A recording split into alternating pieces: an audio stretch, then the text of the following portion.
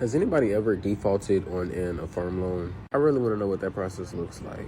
I have a perfect credit history and really don't want to mess that up, but I also really do not want to pay on this loan anymore. I know it's financially irresponsible of me, but I took the loan out, I was making a risk, and I'm just not using the product anymore that I took the loan out on, and I just don't want to pay on it anymore. So if I just stop paying on it, I know it gets reported to my credit, but like, how hard do you all think it'll be to dispute it and get it taken off? And a lot of people say that you probably won't be able to use Affirm again. I don't really care. I don't plan on using it again if I can't. I don't plan on using it again. I don't plan on buying things that I can't afford anymore. So, what are your thoughts? Welcome back to the Starr Carter Personal Finance channel. My name is Starr Carter, and on this channel, I talk personal finance. And so, guys, I wanted to start this video off today with that clip that I got from TikTok from this young man talking about he does not want to pay Affirm anymore. And the news broke, I guess, about 2 weeks ago about Affirm and some of the other ones are going to start actually reporting to your credit report, not just when you are delinquent or when you default on those buy now, pay later loans, but actually FICO is looking into actually factoring these buy now, pay now later loans into the actual FICO score.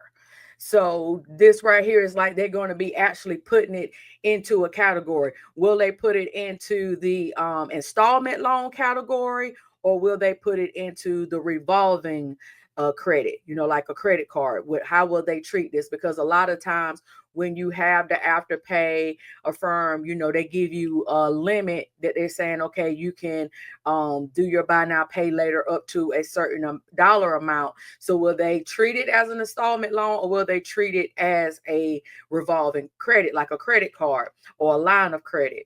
So that's the question.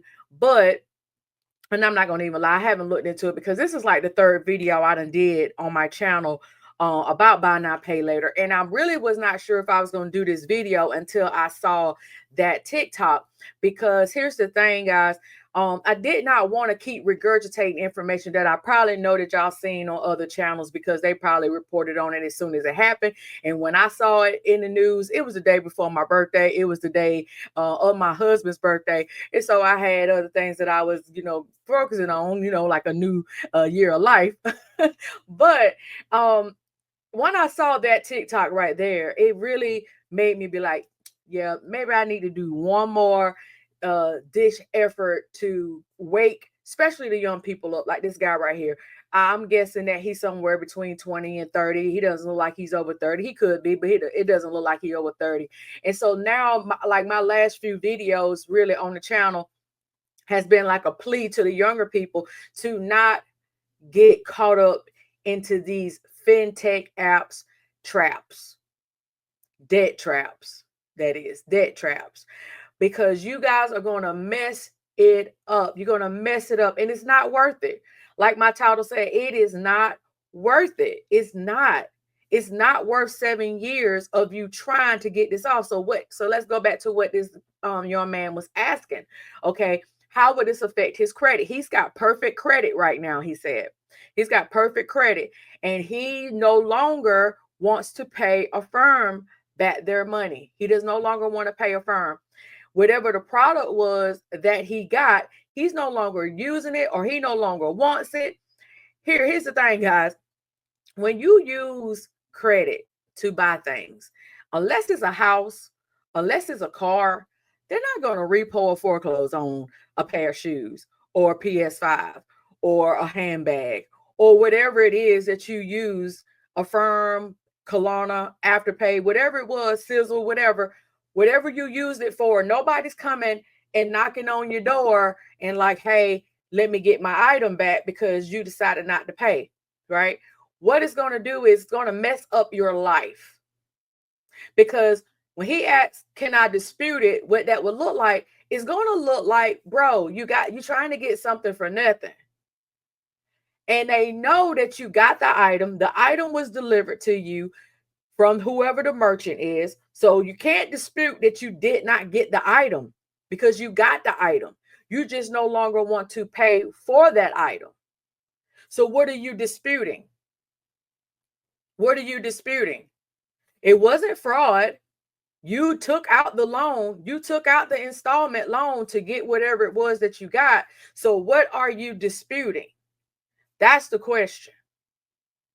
What are you disputing? Are you trying to commit fraud and say that you did not get the merchandise, that you did not create the Affirm account, that you did not do the paperwork to get the installment? What are you disputing? What are you disputing? In the comments, guys, let me know what is it he's supposed to be disputing on his credit if he decides not to pay these people. If he decides to let this Affirm loan go delinquent, let it get 30 days, 60 days, 90 days, 120 days, whatever, before it gets actually defaulted to his credit report. Now, remind you now, if this starts being put into the FICO score, then your payment history, which counts for 35% of your actual score, which I did a video where I break down how many points that looks like in actual numbers. I think 35% is like 180 something points or something like that. I did a video, I'll link it. So it's one of those things where, is it worth it to you to tank your credit score for something that you bought using capitalism and consumerism?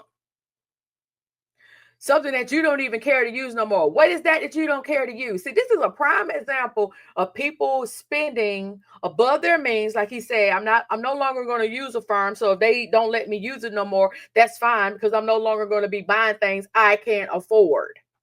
Right?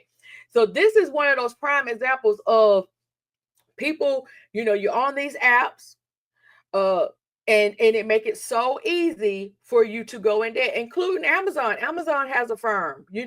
That's what I'm saying. It makes it so easy. I just did a video where I talked about consolidation loans and how you have to remove temptation. When you have a spending addiction or a debt addiction, you have to remove temptation. If you're not able to look at these apps, like I say, window shop on these apps, or window shop, period. If you're not able to do that, then you need to remove the temptation that's going to possibly get you in financial debt. That can ruin your life. Here's the thing. Most people don't realize that 7 years may not seem like a long time, but it's a long time depending on how old you are. Like, I just turned 47. If I was to go delinquent right now on one of my loans and I lose 100 points, that would drop me in the 600s. Well, actually, depending on where you're at, because I just went to the 800 club, honey. I just got to the 800 club on my FICO 8 on Equifax. Now, I just got to the 800 club. So if I lost 100 points on Equifax, which is an 804 now, that would put me at a 704.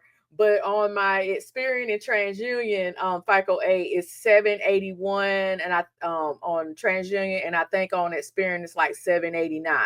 So that would put me at a 681 or a 689. I'm not trying to do that, but let's do the math though. So if I lost 100 points because I missed the payment, because you're going to miss the payment first. You're going to take that initial hit because you missed the payment.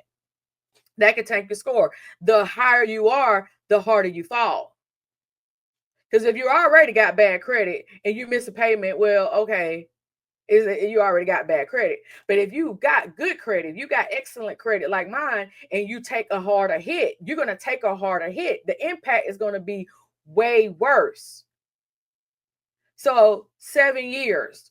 Because what am I disputing if I just stop paying it? If I just stop paying it, what am I disputing? I'm just hoping that it gets taken off. I'm just hoping that the creditor does not allow that delinquency to continue to be on my credit report. Okay, so if I don't pay it the first 30 days, then guess what? I get a 60-day late, 90-day late, 120-day late. It keeps going before sometimes. I mean, it just depends on the company when they actually stop the bleeding and let it go on to collection. 7 years. Okay, so I'm 47. Let's do the math. 7 years. That would make me 54. Do you really think I want my credit to be jacked up for something that I bought that I probably didn't need anyway for 7 years. There's still some things I want to do even at a 47. It's a lot of things that I still want to do. And so, I want to buy commercial property. I want to do stuff like that. So, it's still a lot of things I want to do. I still got a whole lot more living to do. So I don't need anything that I might not can't afford, that I probably didn't need. It probably wasn't a necessity. It was just something that I wanted. And now I have buyer's remorse and I don't want to pay it. Young people in your 20s or 18, you just got legal. Look at them 7 years. If you 18, 7 years, 25. 25, you do another 7 years, be 32. How many times you're going to push the needle back from your financial future, from you meeting your financial goals? I did a video a long time ago about credit goals. You need to set credit goals for what it is that you want. For things that you want. If you want to get a nice car with a great interest rate, where you ain't got to go to a buy now, pay later, or some other shady place that you're going to pay for that car and another one, then you don't need to be doing stuff like this on your credit. If you know you want to buy a house, whether for you to live in or flip a property, do real estate with it, rent it out, whatever it is you want to do, whatever it is that credit can help you do. If you want to start a business and you need capital, all those different things, that credit can help you do. Excellent credit can help you do those things. Think about the longevity of whatever it is that you're buying in those little installments that can possibly ruin your credit. And let me say this right here before anybody says anything. Let me say this part. Okay. People saying that this is going to be a good thing, that it's not going to be reporting on your actual credit report because this can help you as long as you don't default. You're delusional with that, because I've said this several times in my videos. There are such things as good credit reporting products and bad credit reporting products. And what do I mean by that? Okay, if you got a loan, a secured loan or whatever it is with a credit union or a bank, that looks better on your credit report. Or if you get a credit card with one of the major credit card companies, Capital One, American Express, Discover, Visa, Chase Visa, whatever, if you get a major credit card that's reporting on your credit, which is a revolving line of credit, that's going to give you a limit, right? And if you are responsible with that revolving line of credit, paying it off as you use it, only using it for things that you need, not spending above your means so that you can pay it back, all those good things. If you are doing right with those credit items, they look way better on your credit report, and it looks very responsible, because you can have a credit card that's maxed out, but guess what? It's still a credit card and nobody knows what you spent it on. And I'm not saying max out your credit cards. I'm not saying that. I'm just saying the credit card, if it's a Capital One credit card, if it's an American Express, if it's a Chase Freedom or Sapphire or whatever, Citibank, I don't care. You name it. You name the good credit card companies, the major credit card companies out here, the banks, Navy Federal, whatever, credit union, whatever. If those are the things that are reporting on your credit, and you have a balance on there, they don't know what that balance was for. That balance could have been because you had to get tires on your car. That balance could have been because you got groceries, things that you actually need. That could have been, you might use that as a travel card because your work requires you to travel, or whatever, your whatever it is. They don't know what it is. They just know that you have an account with American Express. They know that you have an account with Capital One. They know that you have an account with whatever credit card company. Right? And that's what's reporting: the credit card company's name and the amount that you owe them, if you owe them anything. If you're being responsible and you're paying it off every month, then you might not even show anything on your statement, but under 10% just for that 30% category, But if you're using a firm, if you're using Klarna, which Klarna I did a video on Klarna when they was like 99 million in the hole for the first quarter because these people ain't paying them back. Now it's like up to 145 million. It's worse than they thought it was, and now they're going to start reporting as well, because this debt is invisible debt. And they're trying to make sure that this invisible debt doesn't go unpunished, basically. So when we're talking about these buy now pay later reporting on your credit report, everybody in your grandma that knows how to read a credit report knows that that is consumer debt. That's consumer debt. That means you bought something, a bag, some shoes. You could have bought a computer for work, or not for your business or something like that. But usually it's consumer debt. You want consumer debt to be reporting on your credit report as an installment loan. No, you don't. It screams bad credit. It screams not responsible with my money. That's what it screams, even if that's not true, but that's what it screams. That's what it screams. I'm tired of people comparing these buy now, pay later to credit cards. It's not the same. It will not treat your credit the same. So we need to just go ahead and get that out of the way. I understand when people are trying to build a credit, especially if they don't have any credit, but there are better ways to do that. Join a credit union, build a relationship with a credit union, get you a secured credit card, or get you a secured loan. Some people like to call it the pledge loan. Same thing. I don't care what you call it, it's the same thing. Build you a relationship with an actual bank that could possibly give you a car loan in the future.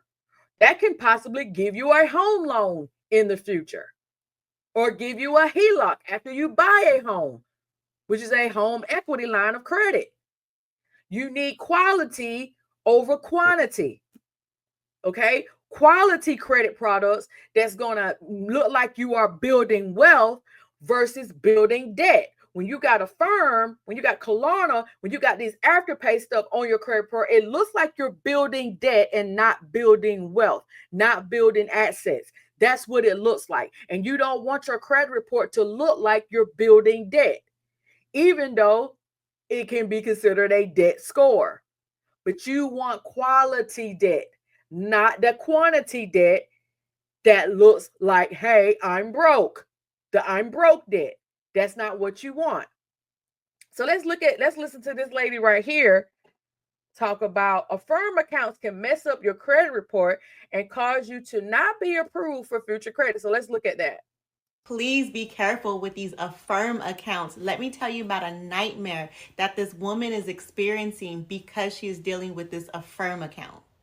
So this woman I know for the last couple of months has been in the home buying process, and she bought something about a month ago online, and it gave her the option to check out with the firm. So she selected it. She had the money, but she just decided to pay with the firm. And because of that, it's now messing up her home loan. So this $200 Affirm account that she got is now a problem, and the lender is now telling her that she may not qualify for the loan anymore.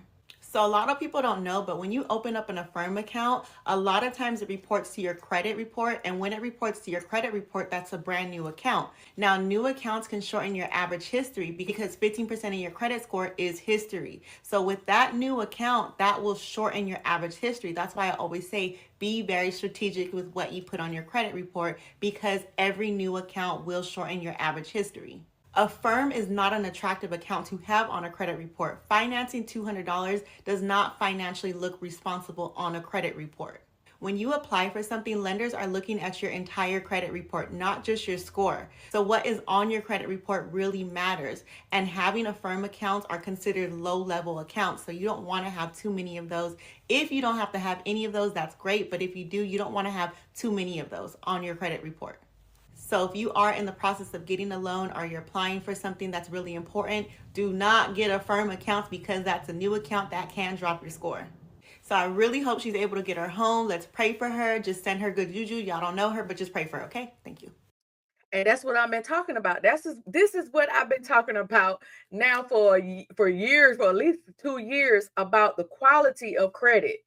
You cannot just put anything on your credit. The self builders and all these type of builder loans. Get with a bank or a credit union, preferably, as I told you guys, a credit union. I have a video talking about where credit unions are the best financial institution, especially when you're trying to build your credit. It's high time that we stop with the excuses about I don't have financial literacy. Oh, nobody taught me these things. When there is my channel, there's several other financial channels out there that's actually trying to teach you guys financial literacy. You got this young lady right here that obviously she works in lending or something, because she said that her client, she's been working with them, and now she might not, her home loan might fall through just for a $200 affirm. And the lady had the money and she just didn't want to pay. And now her home buying process. That's why I'm telling you guys, it's not worth it. It's not worth those little installment loans. They're not worth it. If you're at the home buying table, you should not be trying to get any new accounts, whether you think they're going to report or not. Because your home buying process, they already looked at your debt to income. And if you're adding more debt, that means that's less house you're going to get approved for. That's less house that you're going to be able to get. Because they got to now renegotiate and refactor. I hope this lady didn't get all the way to underwriting. But that's what happened when you don't know what you don't know. And it's channels like mine, like I said, I just didn't want to talk to you guys about, okay, it's going to be reporting on your credit report, because it was already doing that. But now FICO is finding a way to factor it in to one of those categories, whether it's an installment loan or they're going to factor it in to revolving credit. And so these are things. And so now this is a thing that I was saying about the invisibility of these buy now, pay laters will now be visible. If they wasn't already reported, because I think a firm had already been reporting some stuff anyway, but they have already made an announcement saying in April that they was going to be reporting to, I want to say they reported to Experian first, and then they said, I think they said in May they was going to be reporting to TransUnion or something like that. So that's what I'm saying. They're going to do that regardless now, whether you default and don't pay them back or not, because they no longer want this debt to be invisible. Because those are some large loans that I've seen just in clients that I've worked with. Some people got some really large Affirm accounts, like they owe them some big money. I'm like over $5,000, like Affirm loans. I'm like, what? Like what? Really? What are you buying? What are you buying? Like legit, what are you buying with that? It screams, I can't afford it on your credit report. It screams. Like I said, like she's saying, like I've been trying to tell y'all, quality credit over quantity of credit. I've been saying this forever.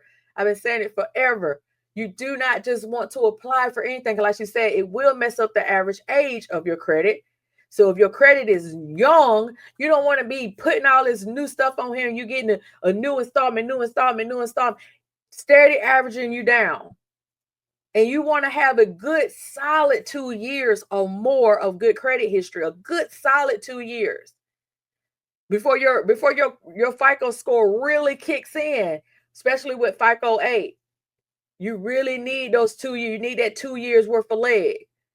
So we got to look at things differently. Is it going to be worth it? In the comments, guys, is this worth 7 years of your credit being jacked up and you can't get things that you may need? Your car that you have right now may break down. If you already bought a house, something might tear up and you might not have the money. But if you got good credit, you might could go to that bank and get a HELOC, a home equity line of credit, to fix whatever it is you need to fix that may go wrong in your home. Air conditioning unit go out, water heater, whatever, all kind of different things. You need good credit, because sometimes you may not have the cash. And that's why your credit is important. So I hope that young man that was in the first clip that I presented to you guys, I really and truly hope that he did not stop paying a firm and ruin his credit. Because as I was saying, what is there to dispute? What is there to dispute? You got the product. You signed for the installment loan. If you default, what is there to dispute? You did all the things. What are you disputing? So you guys, let me know how you feel about this video in the comments. Let me know how you feel about this whole thing with this buy now pay later. Like I said, this is like the third video that I have done on this topic. So I'm kind of feeling like I'm beating it in the ground, but I do want you guys to learn the difference between good credit and bad credit. Not in the sense of the score, because like she was saying, your score doesn't matter. They're going to look, I mean, it matters, but they're looking at the whole overall picture of what's creating that score. What is tied in to that number? They're looking at the whole credit report. The whole credit report matters. And I talked about how you can pull your whole credit report, not just looking at your Credit Karma. You need to go to annualcreditreport.com and really look at your full credit report, line by line, inch by inch. And you need to be looking at and know how to read your credit report. It's very important. It's very important. So guys, again, thank you for checking out the video. Let me know what your thoughts and your feels is on this one. I really do appreciate all the love. And I'm going to see you guys in the next one. Thank you. Peace.